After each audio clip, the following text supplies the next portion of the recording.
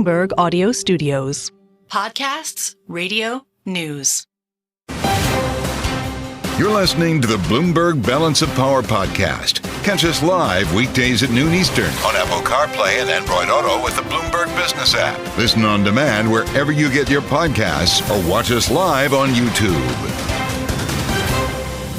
One of the most read stories on the Bloomberg terminal in the last several hours pertains to what has happened today in the Middle East, specifically in Lebanon, where officials are now accusing Israel of orchestrating an attack that has killed several people and injured nearly 3,000 others across the country when their pagers exploded. Joe, this does appear to be a highly sophisticated attack, although Israel itself has not, of course, claimed credit for this. This is just others that are blaming it on Israel, but around 1,500 members of Hezbollah were wounded in these blasts, which of course happened just south of the capital of Beirut. We spent so much time talking with experts about methods, strategies that Israel might use if there were a concerted retaliatory strike against Hezbollah or the opening of a new front. We've heard about cruise missiles, drones, maybe even boots on the ground, never pagers. Kailey, this is a story that you wouldn't believe if you saw it in a movie, and we're still getting a sense of the scale of this attack. Yeah, again, thousands injured, according to authorities in Lebanon. And of course, the use of pagers, in its very nature, this is older technology, right? They aren't using things like cell phones, things that could be easily trackable or more hacked into. So the way in which this potentially all happened is a question that we'll all have to wait the answer to, as we'll have to await whether or not this is something that could be seen as escalatory by Hezbollah or by, of course, Iran, Hezbollah being a proxy of Iran. So we want to get some answers to our questions now and turn to Natasha Hall. She is senior fellow with the Middle East program at the Center for Strategic and International Studies and is joining us once more here on Bloomberg TV and radio. Natasha, welcome back. This is kind of you have to read about it and see the video to even believe this really happened. But what do you think about the nature of these attacks on Hezbollah and whether or not this is the kind of thing that would cause Hezbollah to strike back? Well, this is certainly the kind of thing that would cause Hezbollah to strike back. I mean, this was quite unprecedented. We're talking about 2,800 injuries right now, 200 critically wounded. We have blasts as far as Syria. And even the Iranian ambassador to Lebanon was injured. So it certainly harkens the notion that there might be some kind of escalatory attack for this quite embarrassing, to be honest, attack on Hezbollah operatives throughout the country in Lebanon and in Syria. It's unprecedented. I don't think we've ever seen anything quite like this before. And as you mentioned, pagers are actually an old technology that Hezbollah operatives were encouraged to use because they are less hackable, less traceable. And so, we're all wondering sort of how Israel could have gotten into these pagers if they had infiltrated the supply chain, which would suggest even a kind of psychological operation on Hezbollah, where they will be highly suspicious of partners and members within their communities. Pretty remarkable. Lebanon's telecom minister, Johnny Corum, suggesting the batteries on these devices likely overheated. He's calling it foul play, and Lebanon was quick to blame Israel, as we've been reporting. Would we expect Israel to take credit if that's in fact true? I doubt Israel will take credit, but we do know that just yesterday they had accused Hezbollah of potentially assassinating a high-ranking Israeli military official. So this could have potentially been retaliation for that. But in all likelihood, this was a long way of planning something. These devices, this would have taken a great deal of intelligence work for months in advance. Well, and it has been months now, Natasha, that we've been braced, waiting to see if Hezbollah was going to try to strike Israel directly, or Iran for that matter, for the assassination of Hezbollah commander earlier this summer. And then, of course, the subsequent killing of Hamas's former political leader in Tehran just days later. Is this likely to bring forward the timeline with which Iran or Hezbollah would consider that retaliatory strike actually taking shape? Because to this point, they've kept the world waiting. It is possible, although, I mean, I think Hezbollah is significantly weakened right now. I mean, there are hundreds in hospitals right now. So physically and psychologically, they've been weakened as well. That said, again, this is quite an embarrassing attack on Hezbollah. And so they would be pushed, I think, to do something in response. What I would say is the most immediate fear for probably U.S. officials is that they were struggling to get a deal on the table between Lebanon and Israel to really demilitarize the border area there in return for some kind of economic package for Lebanon, which has been struggling for a long time. And I doubt that deal is going anywhere anytime soon.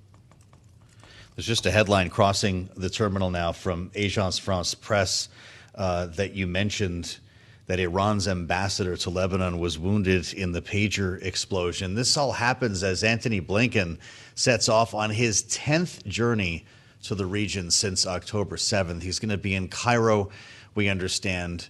And as Israel sends the message to Amos Hochstein, representing the Biden administration, that there is only a military solution to the north.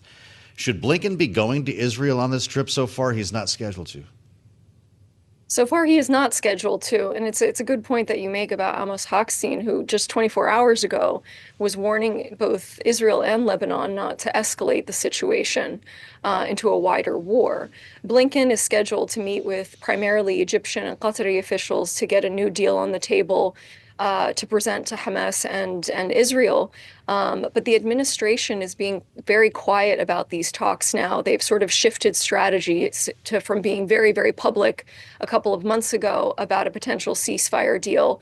And that tells me that they are, sort of not even cautiously optimistic, but they are hoping to be able to move forward on some kind of ceasefire deal. But it doesn't seem to be in the offing at the moment. So, in other words, Natasha, the longer this takes, which it's been months and months and months now, the less likely it is that it ultimately comes to fruition. I just wonder at what point, with a presidential election in the U.S. 49 days away, they just say, all right, well, this administration has given it their best shot, but it's going to be up to the next president now. I think that's what Netanyahu's calculus is exactly. And I think it's been his calculus not just now, but maybe even a couple of months or 3 months ago, essentially waiting for the next U.S. administration. It's no surprise to anyone that Netanyahu traditionally, at least in the past decade, has been supporting Republican presidential nominees and likely doesn't want to give Kamala Harris a win prior to the election. And he also has his own domestic political issues to deal with. So as much as he can push this out, probably the better for him. To what extent is our election, if at all, here in the U.S. playing into these negotiations? There's obviously a desire by some, including Benjamin Netanyahu, I think, to work with Donald Trump. And there are still some questions about the approach that Kamala Harris might take if she wins the White House. How do you see that dynamic?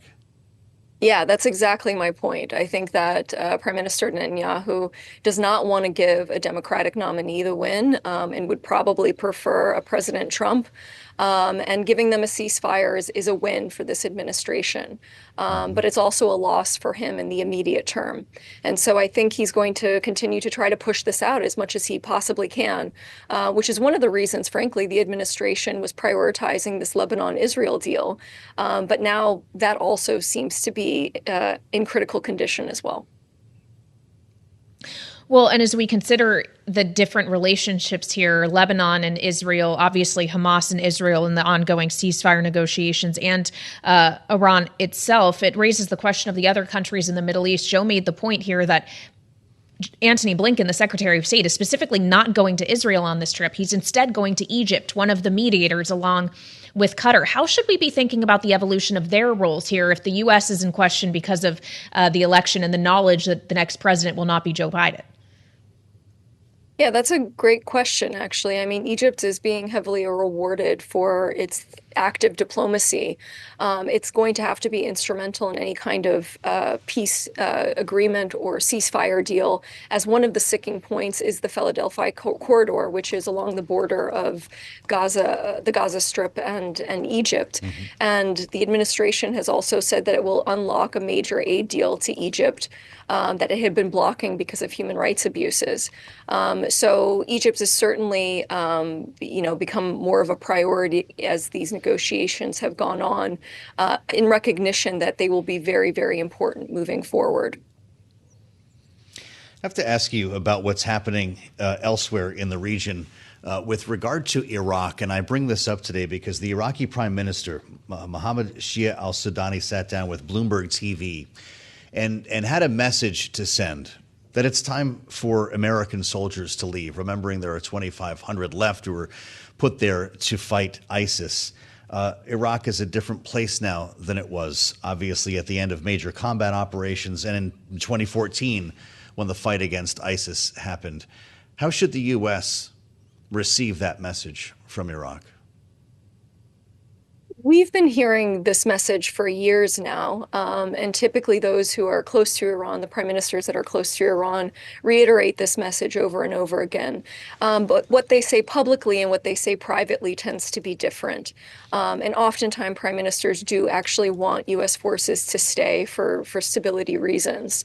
That said, obviously the pressure is accelerating to get U.S. forces out of Iraq and even out of Syria.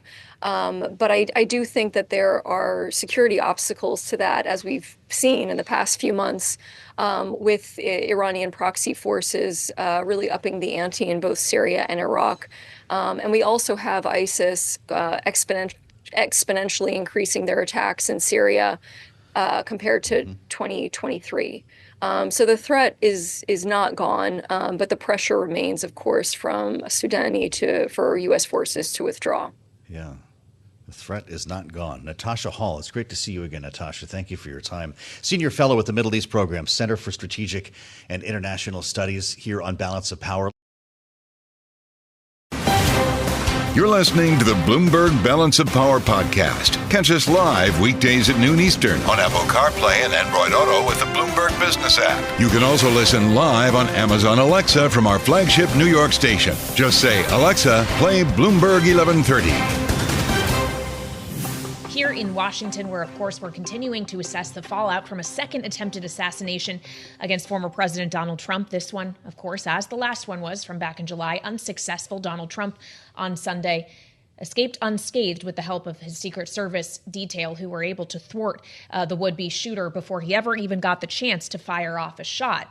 Still, though, Joe, as we've been discussing for the last 48 hours, it raises questions about the Secret Service and whether it needs more from Congress in terms of actual financial resources being deployed to it. Yeah, that's true. And you mentioned earlier Speaker Johnson might have a different take on this, suggesting that it's more about manpower allocation as opposed to overall funding of the agency. We're going to talk in a bit with Congressman Bryan Steil, the Republican from Wisconsin, is with us, chair of the admin committee, who might have a thought on this. But a lot of it's going to rest on what we learned from this investigation. It's not just Butler now, but what happened at the golf course really could lead us to a more definitive position on that. People, frankly, talking without a lot of information at this stage, aren't they? Well, that's very true. And of course, there are many investigations happening simultaneously. The FBI, of course, is looking into this at the federal level. The state of Florida, according to Governor Ron DeSantis, has an investigation all its own. And there still is the congressional task force looking into the prior assassination attempt on Donald Trump that, of course, has requested briefings from the Secret Service this week as well. So there are many different layers to this, many parties involved as they search for answers. Yeah, and we turn to Bloomberg's Michelle Jamrisko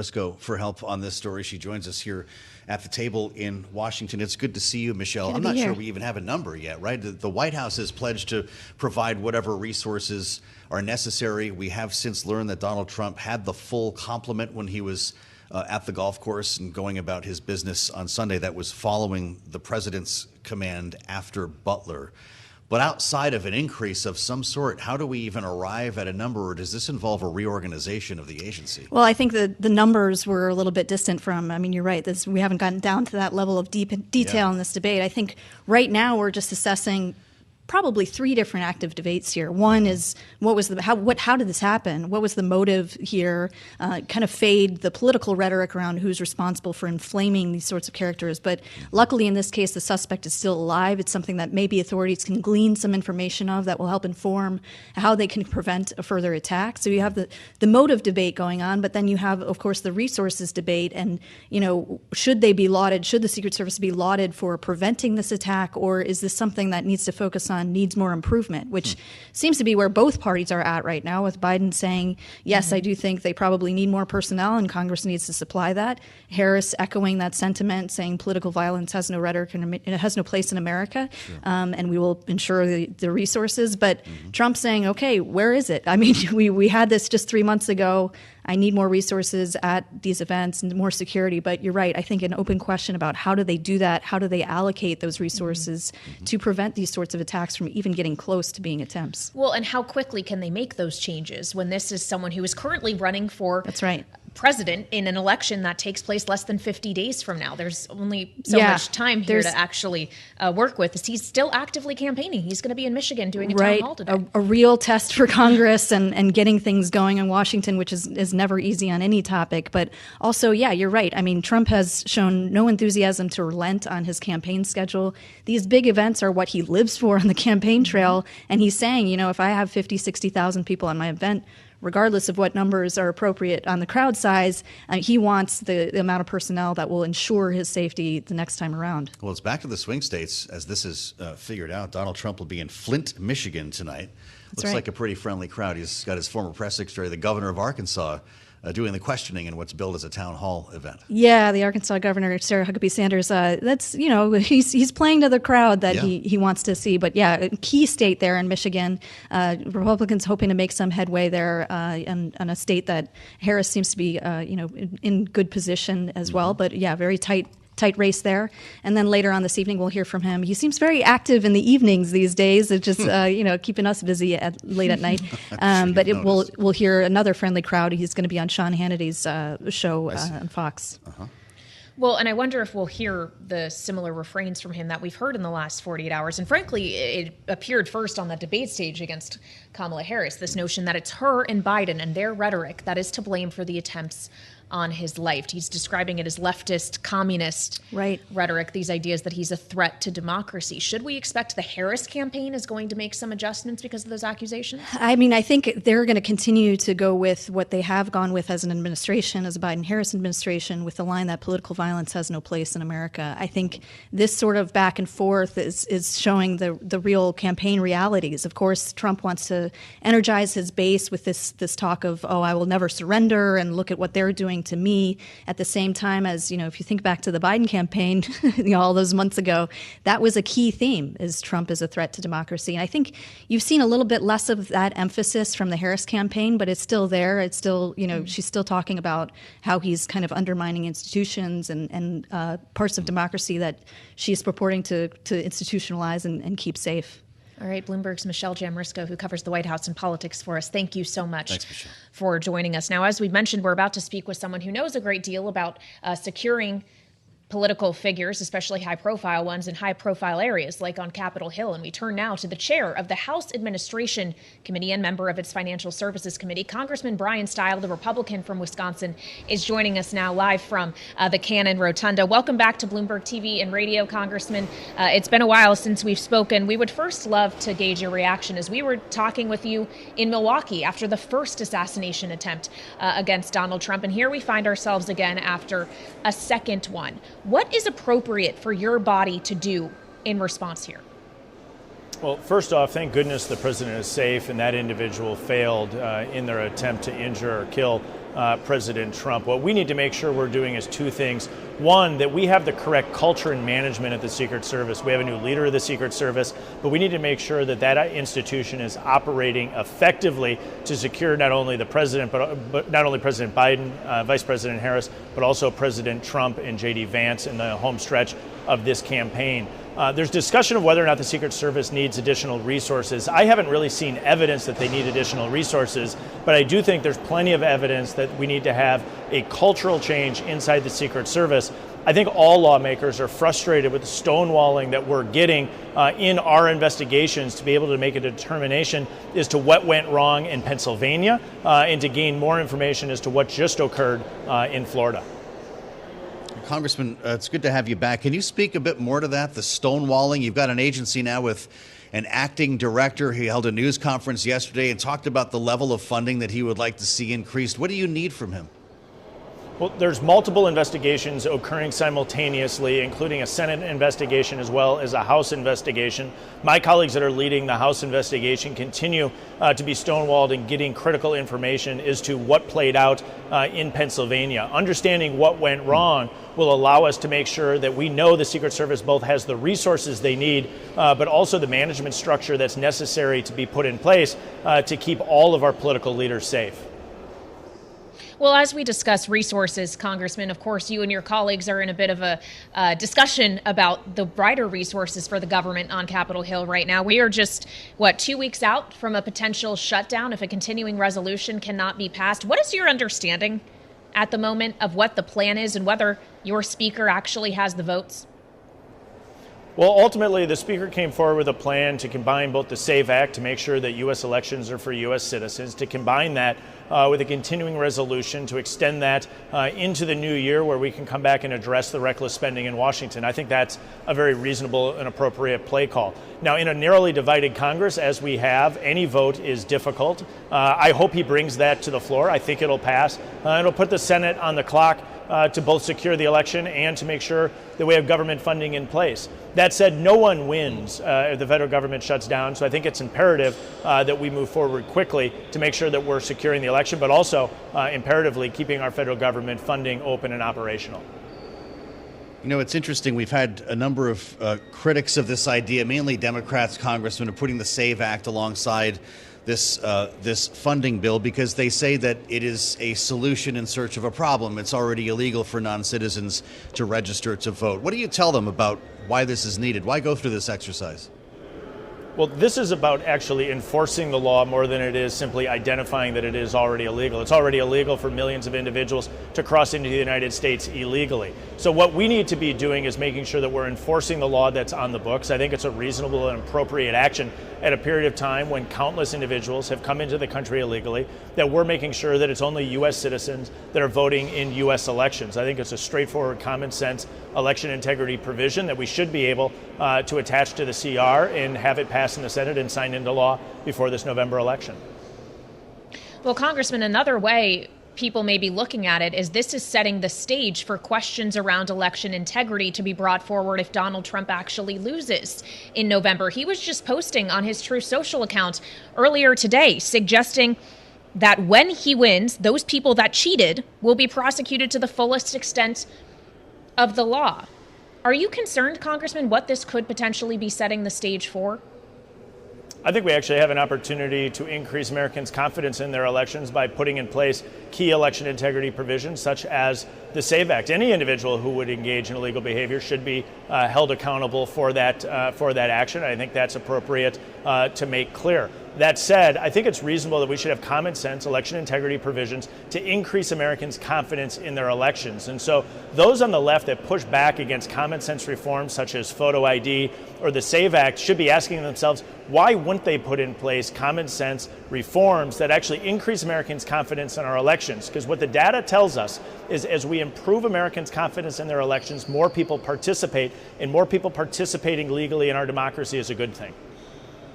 We've been dealing with a lot of noise in this campaign, Congressman. You don't need me to tell you the rhetoric has been hot and voters' attention being pulled in a lot of different directions right now. J.D. Vance is in Eau Claire, Wisconsin today. He's going to be talking a little bit later on this afternoon to voters. When you clear through the noise, what is the issue that's going to help Wisconsin break for one campaign or the other when voters hit the polls in 7 weeks? And my home state of Wisconsin is the center of the storm. It's good to have that attention on the state. But what I think we should be focusing in on are the biggest policy debates that this country needs to have. Primarily, how do we bring costs down so families can afford the things that they need? And how do we secure the U.S.-Mexico border? Because the broken border is having real and serious consequences in my home state of Wisconsin and in states across the country. The more we're having a robust conversation on the policy issues in front of us, the better we are as a country. As we allow the dialogue to turn into other things, it's far less productive for our democracy. Congressman, as you're there in the Capitol, of course, you are looking at getting a floor vote today on a bill you've brought forward, Protecting Americans' Retirement Savings from Politics Act. You want to rein in with this bill, sir, proxy advisors. Why?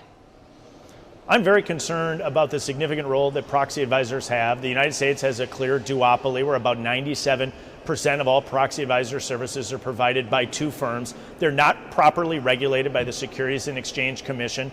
We saw Chairman Gensler gut and remove Chairman Clayton's bill on this. I have brought forward legislation that says we should not only regulate them, we should make sure that Americans understand if these institutions have conflicts of interest. I've been concerned that these institutions, working with liberal groups, have worked to weaponize Americans' retirement accounts. This is an opportunity to stand up for good governance, to stand up for proper regulation of outside entities, and at the end of the day, to make sure we're protecting American retirement accounts that have shares being voted on by institutional investors.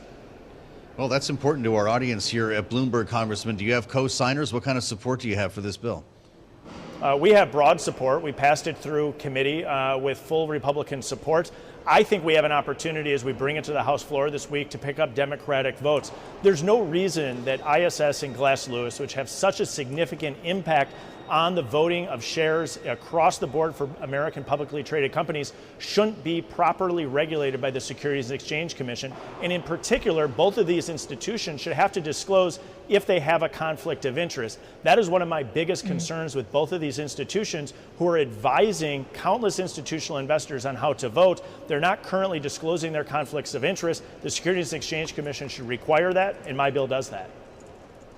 Just quickly, Congressman, on conflicts of interest, Donald Trump last night was out endorsing the project of members of his family, World Liberty Financial, getting into the crypto business more materially. Do you worry about conflicts of interest there if he actually becomes president?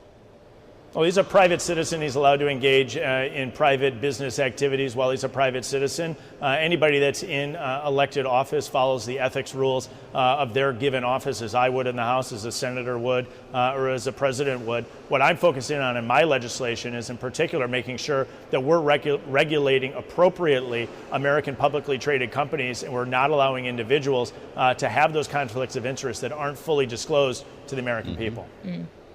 Congressman, it's good to have you back. I'm completely out of time. 25 or 50 tomorrow by the Fed. Follow the data, and they're led by the data, not by politics. Right, there it is. Ooh, I think I know what you meant. Bryan Steil, the congressman from Wisconsin, the Republican view on a number of issues. It's great to have you back, sir, with us on Bloomberg TV and radio. Around this time, Kailey, we're going to be winding up to special coverage of the Fed meeting. And of course, you can always count on us. We'll have much more with our panel coming up next on Bloomberg. You're listening to the Bloomberg Balance of Power podcast. Catch us live weekdays at noon Eastern on Apple CarPlay and Android Auto with the Bloomberg Business app. Listen on demand wherever you get your podcasts or watch us live on YouTube. The campaign trail is everywhere today for the presidential and vice presidential nominees for the Republican and Democratic parties. We've got them all spread out. Kamala Harris, just about an hour from now, will be sitting down in Philadelphia with members of the National Association of Black Journalists for an interview, of course, following the one that Donald Trump did earlier this summer that led to some negative attention surrounding his questioning of her racial identity. Meanwhile, Harris's running mate, Tim Walz, is going to be in two swing states today, Georgia this morning, then heading to North Carolina. While J.D. Vance is going to be in Michigan, as will Donald Trump. He has a town hall this evening in Flint, Michigan, moderated by his former press secretary and the governor of Arkansas, Sarah Huckabee Sanders. And this will be another opportunity to hear from him in the aftermath of the second attempt on his life this past week. He's not been holding back this time, blaming Democrats, even naming Joe Biden and Kamala Harris for their rhetoric, spawning what he says, bullets flying here. And I suspect that will come up this evening, even though it has been confirmed that Joe Biden requested and delivered additional Secret Service protection for Donald Trump while he was on the golf course on Sunday. We're hearing a lot about double standards right now, and this is a real face-off, a rhetorical. I hope it stays a rhetorical face-off between the two campaigns right now, because both are saying a lot. J.D. Vance with this very long tweet, hundreds of words long, calling out Kamala Harris for suggesting that Donald Trump would mean the end of democracy. He says the gunman acted on those words. But of course, Donald Trump has frequently called Kamala Harris a fascist who would be the end of the country, which sounds a lot like that same line. Yeah, they both have tried to cast each other as the greatest threat to democracy. The question, I guess, moving forward through the remaining 49 days of this presidential campaign is whether their language and rhetoric might change as a result of heightened threats that we clearly see evident in multiple attempts on the Republican nominee's life. We turn to Rick Davis and Jeanne Zaino for insights here. It's not an easy conversation, and it's difficult to tell where we're going, but it's an important moment here in American politics. She is political science professor at Iona University. He is partner at Stone Court Capital.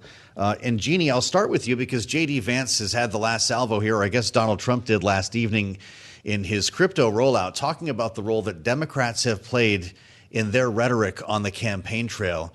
But we have to acknowledge both sides here, right? That's right. And, I wanted to say happy Constitution Day to you guys. It is Constitution Day. And as I'm listening to you go off about politics and American politics today, it's good to remember that it was September 17th that they signed the Constitution in Philadelphia. An important federal day to remember. But, J.D. Vance has, sort of repeated what Donald Trump has been saying on Truth Social. I agree that, this rhetoric, we've heard it's intensified on both sides. And I think one of the stunning things is what a big difference this is from what happened after the first shooting attempt on Donald Trump, when, the Harris campaign took some of their ads off of the air. Donald Trump talked about having a reawakening, and there was much more talk about unity. Perhaps it's because we don't see the shot, we don't see a video. Perhaps it's because the gunman never got a shot off. It's hard to say why. Perhaps it's because we're fewer days now until the election. But none of that has happened this time. Both sides, the rhetoric has been pretty tough. And it is problematic for people who want the option to listen to these candidates and to make up their minds about who they're going to vote. You want them to tamp it down, but we don't see any sign of that when we look at what they're saying in these states. Well, and Jeanne, as you remind us that it's Constitution Day, it also is National Voter Registration Day. And Rick, as we consider those who may be deciding whether or not they want to partake in the political democratic process of this republic that was formed by the Constitution this time around, does the type of language we're seeing from the candidates who are their choices reinforce this idea that this is a process someone should want to participate in? Who is drawn in by this kind of dialogue? Well, we've been in a political environment for some time now where activists have sort of taken control of the messages, and activists are much more divisive in their rhetoric than sort of everyday voters, unaligned voters who see it as their civic duty to participate in elections or just have a particular point of view that they want to see implemented in Congress or the White House. And so this kind of activism inside politics has really been, I think, a very negative thing, both on the Republican side and the Democratic side. I had moments of optimism when Oprah Winfrey stands at the Democratic convention and starts talking about joy. Well, we've come a long way since that convention talking about joy. And I think it would actually behoove both campaigns that are pretty much stuck where they are for now, in trying something different, and maybe some uplifting, positive rhetoric about the future of our country and the incredible capability that the American people possess to create change. Get out of the way of a good electorate and let them think about something positive for a change rather than the petty rhetoric that we see being thrown around today. Well, we do appreciate the spirit of that message, Rick. The fact of the matter is here, Jeanne, the situation in Springfield, Ohio, continues to deteriorate. Governor DeWine is sending state police into the town today, a contingent of 36 troopers. We now count more than 30 bomb threats against schools. A local university there, as we were discussing earlier, Wittenberg, had already moved to all remote classes this week and has now canceled all home and away athletic events this week. Donald Trump says he's going to go to Springfield. Should Kamala Harris as well? No, I don't think either one of them should go. I think they should listen to the Republican governor, DeWine. I think they should listen to the mayor. These are people who have begged them to tone down the rhetoric because, as you're just talking about, the real life implications on people in that town or city, people who work there, people who live there, it is very disruptive to their lives. I mean, you have people who have been scared to go outside, who have been scared to go around in the city, who feel that they may be under attack. You have threats of violence and bombings. This is no way to live. If we want to have a discussion about immigration, and we should, it shouldn't have to be on the backs of lies to get attention on the issue. And so this is where I don't think Kamala Harris should go there, and I don't think Donald Trump should go. But of course, Joe, I'm not sure he's going to listen to me either. So I may just be talking into the wind here. Well, Jeanne, as we discuss where Kamala Harris should go, I also wonder where you think the vice president should go today in her conversation with the National Association of Black Journalists. It was, of course, an NABJ conference interview that Donald Trump took part in where things got combative and he questioned her racial identity, whether she was an Indian or Black American, if she was just switching between the two as it suited her. She hasn't really wanted to engage in that conversation. She did touch on it perhaps a bit more on the debate stage than we've seen her do in the weeks since he first said those things. But is she going to be able to avoid that in this conversation in a similar forum today, or does she need to address it head on?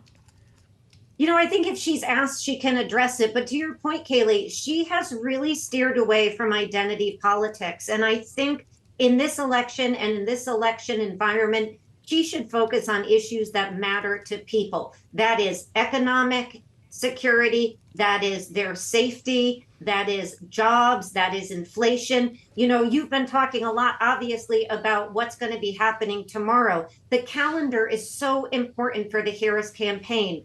Tomorrow can be a very good day for them. And if I was her or I was advising her, I would say, focus on the economy and talk about what you're going to do to address the high cost of living. That is the number one concern people have, along with inflation. And tomorrow may be a very good day for you to underscore the work that the Biden campaign or the Biden White House has done and what you plan to do differently going forward. So I think that's much more important than the identity politics. But she may get asked to respond, certainly, to what Donald Trump said in that when he was talking to that group, you know, a few months ago.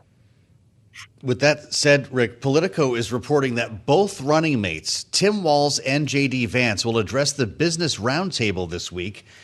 J.D. Vance or spokesperson has confirmed that'll be Thursday morning. We're waiting to hear about the Walz address.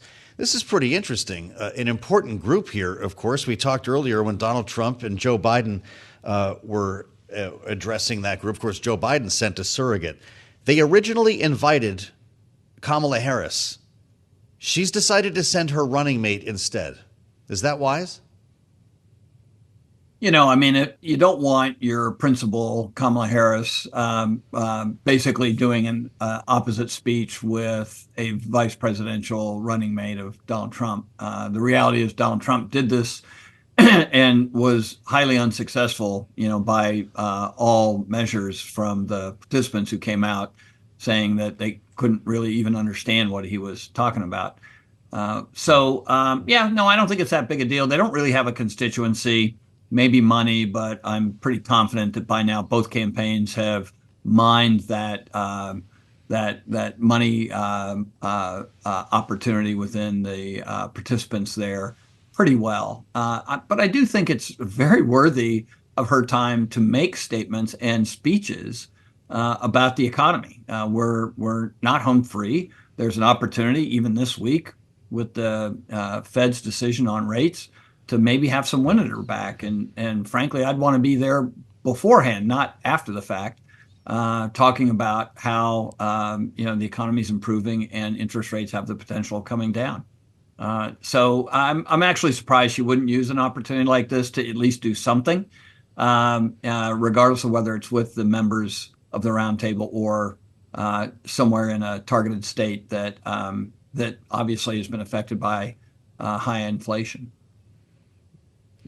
All right, Rick Davis, Stone Court Capital partner, and Jeanne Zaino of the Center for the Study of the Presidency and Congress. Thank you both so much for joining us, our Bloomberg Politics contributor, signature political panel, especially for teasing ahead to tomorrow's big event, the Fed decision. The only time we could see a rate cut prior to the November election. That'll be right around this time tomorrow. We're handing Indeed. things over to special coverage. Stay with us. A lot more ahead on Balance of Power. This is Bloomberg. You're listening to the Bloomberg Balance of Power podcast. Catch us live weekdays at noon Eastern on Apple CarPlay and Android Auto with the Bloomberg Business app. You can also listen live on Amazon Alexa from our flagship New York station. Just say, Alexa, play Bloomberg 1130. As we turn our attention to the other big one today in Washington, at least, and that's the FOMC. It's the start of a two-day Fed meeting.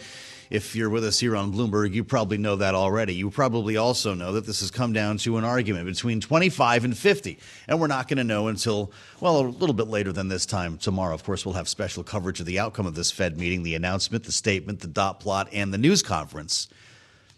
And it's something that we want to start our conversation with Danny Blanchflower on here. We're going to get to the candidates' economic proposals as well.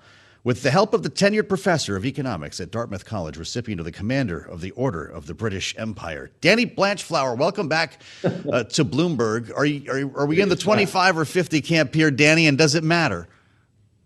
Well, I don't think it really matters, but I think consensus is gradually moving towards 50.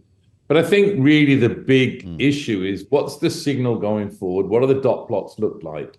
And are the markets right to be basically pricing in not just rate cuts now, but rate cuts going forward? And obviously this is sort of happening globally because the Bank of England meets this week. Suspicions are they'll probably do 25, but they might even do 50, and they might be impacted obviously by what the Fed does. ECB moving in that direction. I mean, the global consensus is that the US labor market in particular is slowing, and you need to get ahead of it. And I think that's really where we are. My bet, if I had to really bet, was they'll go with 50. If that's the case, you know what they're going to say, political motivation. What do you make of this whole conversation, even though we've still got 7 weeks to the election? Well, that's obviously a big part of it. I mean, I recall sitting in meetings where we were thinking about interest rate changes, and we were thinking about politics and how to be seen to be sort of separate from the politics. But I guess in this instance, the data is king, and the move to try and get ahead of a slowing labor market is important. But obviously, people are going to say, well, this is a political move. I don't think it is, not basically because of the global moves that are going on, but people on both sides will say, haha, look, this is a cut to help the administration, to help Kamala Harris. I don't think, I mean, that will be center part of their conversations. But in the end, I think they'll look through that and say, data's king. I think we have to go with this. I don't think there's any doubt that they'll cut. The question is, will they do 25 or 50? But if you look at the sort of interest rate futures, as I say, markets, I think this is the first of quite a lot. You know, I'm dying to pull you into the political conversation. I actually think of you when I hear the debating tax proposals, for instance, the lack of acknowledgement of our deficit right now. And I thought I would just give you a taste here just to work you up a little bit on some of the highlights that we've heard just over the past couple of days on the campaign trail, last couple of weeks to be fair. Donald Trump, Kamala Harris, let it rip. And remember, what I'm going to do is something that nobody has ever even thought about doing.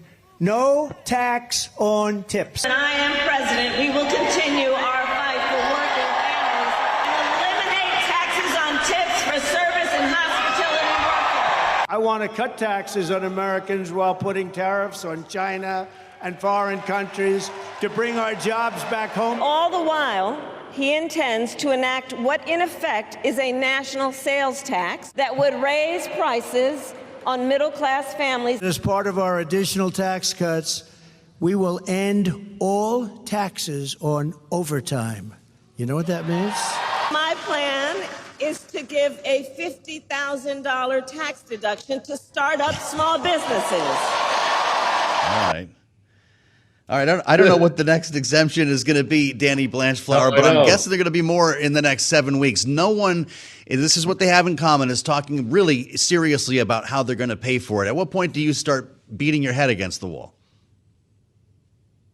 Well, rhetoric's all very well. It's not just even how do you pay for it, but how could you possibly implement it? I mean, the idea of no tax on tips. So maybe that means that firms stop paying any amount per hour and just let everything go to tips. How do you implement no tax on overtime? I mean, the unions will love that. I've just got a new paper out showing that on average, union workers get about 5 hours a week more than non-union workers. How do you do that? How do you prevent firms suddenly saying, okay, well, we'll change the work week. So instead of you doing 40 hours plus 5 overtime, you do 35 hours and 10 overtime. So the practicalities of how you do this is obviously a complex one. And the debate over are tariffs a tax has become complicated. My old colleague, Justin Wolfers, has been having a conversation with J.D. Vance about the price of washing machines and dishwashers.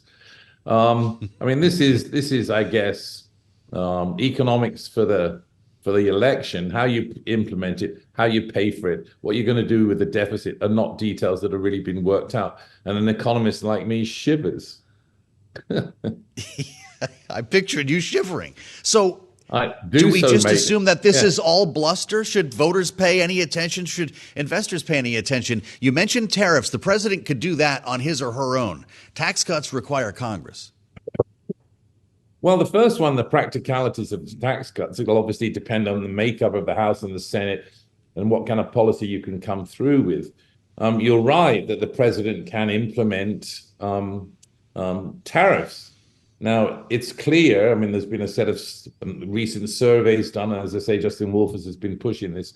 I mean, it's quite clear that tariffs are basically a tax on consumers, and the consumers will pay this, and this will have big inflationary effects and so on. So the question is, I mean, is the rhetoric going to turn into actually implementable policies? I assume the Fed won't be terribly happy to see a big jump in the inflation rate, because the response to that would be that the Fed would then start raising rates. And you might see, well, if Trump says he's going to go to tariffs, then he's going to start to think about how to prevent the Fed compensating for that fact. So this doesn't really look like sensible economics. I mean, the idea that you give money to set and help small businesses set up, well, maybe so. How you do that remains unclear, and whether you could implement it. I mean, I have a lot of evidence, particularly from minority-owned firms, that actually there are capital constraints, especially black-owned businesses and others. But whether you think giving away $50,000 tax break would have positive, I suspect it probably would, and it would probably have a particularly helpful effect, as I say, on minorities. But no one's actually priced this out. I mean, you didn't actually say to me that the no tax on tips, that's going to cost $27 billion. Right. This one on tariffs is going to cost $48 billion. We haven't seen the thing priced out, so these are sort of economics of wishful thinking. We will see, but they need to be priced, and we need to think of the effects on the deficit. And we'll see if whichever one of the politicians wins, whether these things can actually practically be implemented as an economy is slowing. Mm-hmm. Well, I know that Maya McGinnis is from the Committee for Responsible Federal Budget crunched the no taxes on tips on its own to cost somewhere between $100 and $200 billion, which at the moment would be defense or deficit spending, rather. I don't know. Danny Blanchflower made it clear in past conversations I would fail your class, and I'm getting a sense that the candidates for president might also. Danny, it's great to have you back. From Dartmouth College, straight to your living room and your car and the podcast. Thanks for listening to the Balance of Power podcast. Make sure to subscribe if you haven't already at Apple, Spotify, or wherever you get your podcasts. And you can find us live every weekday from Washington, D.C. at noontime Eastern at Bloomberg.com.